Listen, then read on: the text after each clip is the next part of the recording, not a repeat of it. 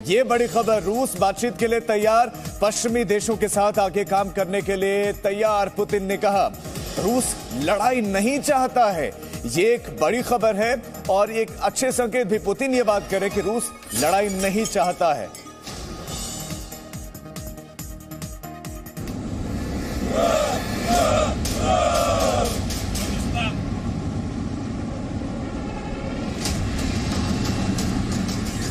Ukraine की सीमा के करीब रूस के कुछ टैंक लौट रहे हैं।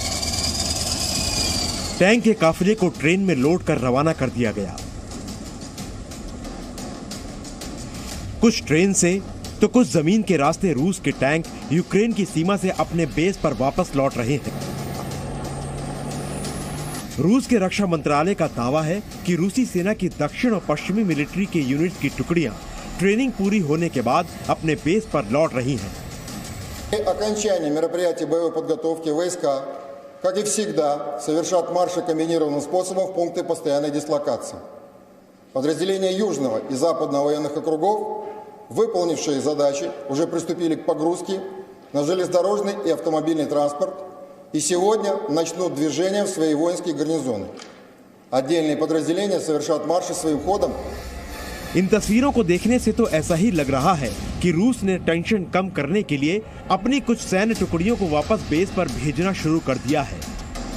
लेकिन रूस की तरफ से ये साफ नहीं किया गया है कि कितनी संख्या में सैनिक टुकड़ियां यूक्रेन की सीमा से वापस लौट रही हैं।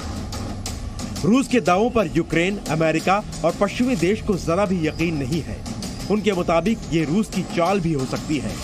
यूक्रेन ने तो साफ कहा है कि रूस के दावों पर उसे यकीन नहीं है। यूक्रेन के विदेश मंत्री दिमित्रो कुलेबा ने ट्वीट कर कहा, यूक्रेन में हमारा एक सिद्धांत है, सुनी सुनाई बात पर यकीन मत करो।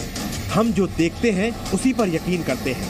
अगर रूस अपनी सेना को वापस बुलाता है तभी हम रूस के तनाव कम करने की कोशिशों पर भरोसा कर पाएंगे। ब्रिटेन को भी रूस पर जरा भी यकीन नहीं है। ब्रिटेन का अभी भी मानना है कि हमले का खतरा बरकरार है। रूस हमला कभी भी कर सकता है।